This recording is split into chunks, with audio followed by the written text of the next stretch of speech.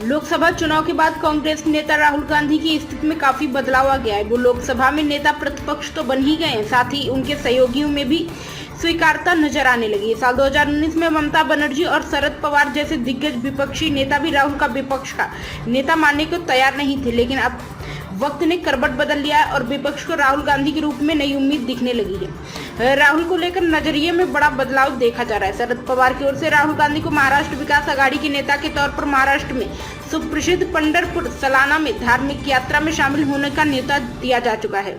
सूत्रों की माने तो कांग्रेस नेता 14 जुलाई को उस यात्रा में कुछ वक्त के लिए पैदल चलकर शामिल होने का मन बना रहे हैं।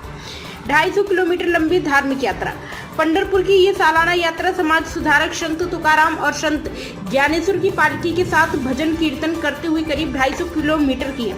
महाराष्ट्र की सियासत में दलित उत्थान, समाज सुधार और विकासशील हिंदू समाज को समेटे ये यात्रा खासी अहम मानी जा रही है। महाराष्ट्र की सियासत के पुरोधा शरद पवार ने भाप लिया है कि दलित, मुस्लिम और मराठा का मेल ही आघाड़ी की जीत की कुंजी है, जो हाल के चुनाव में भी नजर आई।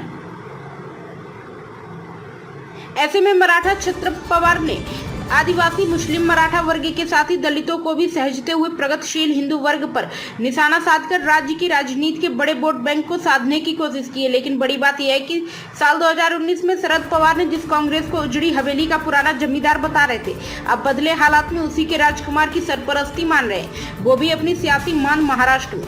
महाराष्ट्र की सियासत में हलचल तेज हो गई है, क्योंकि यहाँ पर कुछ महीने बाद विधानसभा चुनाव होने हैं। ऐसे में शरद पवार अपने गठबंधन को जीत दिलाने के लिए अपनी सियासी धार को तेज करने में लगे हैं।